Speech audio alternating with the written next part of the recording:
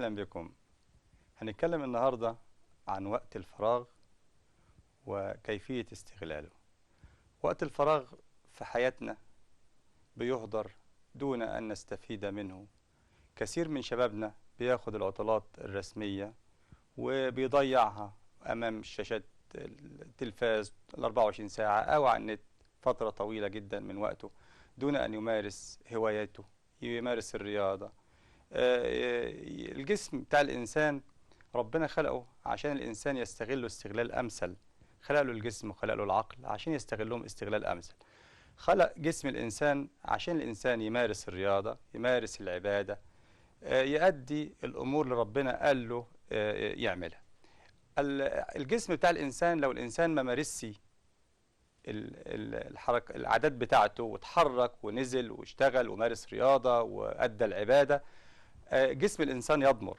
الإنسان أصلا ربنا خلقه عشان يشتغل وعشان يتحرك وعشان يعمل وعشان يعمر الكون. مقولة بنسمعها كتير: الوقت كالسيف إن لم تقطعه قطعك. كثير ما نسمع هذه المقولة ولكننا لا نعمل به.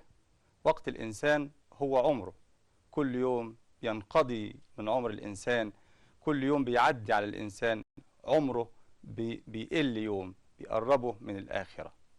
الإنسان المفروض ينظم يومه. بعد ما يصحى من النوم بيصلي، بيتناول الفطار، بينزل لعمله، يتحرك في الحياة، يقسم يومه ال 24 ساعة، يقسمهم ما بين النوم وبين العمل وبين العبادة وبين الطعام وبين زيارة الأقارب وبين ممارسة الهوايات المفيدة النافعة. الإنسان عمره ما يضيعوش لأنه محاسب عليه. الإنسان سوف يسأل أمام الله سبحانه وتعالى عن عمره، هل هو أداه كما يجب أن يؤديه؟ هل هو عمر الكون؟ هل هو عمره ده استغله في منفعة أو مصلحة؟ هل هو أفاد غيره بوقته؟ كتير من الناس بعد ما بيطلع المعاش، سن المعاش، يفكر إن الحياة انتهت. الحياة بالنسبة له الحياة المفروض تبدأ. وقته المفروض يؤديه في عمل نافع يفيد مجتمعه ويفيد نفسه. حتى وإن لم يحصل على أجر لابد أن ينزل ويفيد المجتمع ويعمل عملا نافعا. شبابنا اللي قاعدين في الأجازات الصيفية في البيت قافلين على نفسهم 4 جدران، قاعدين قدام الشاشات سواء النت أو الكمبيوتر أو التلفزيون. لابد أن تمارس الهوايات، لابد أن تنزل. قسم يومك وابدأ اشتغل وخليك إيجابي. مارس هواياتك، مارس الرياضة. الرياضة ممارسة لا مشاهدة. الإنسان لابد أنه يمارس الرياضة، ودي حاجة كويسة وحاجة صحية للإنسان. مارس العبادة اللي ربنا أمرك تأديها عشان تكون إنسان راضي عن نفسك ويكون ربنا سبحانه وتعالى راضي عليك. الرياضة أمر مهم جدا، لابد أن الإنسان يشغل وقته فيه.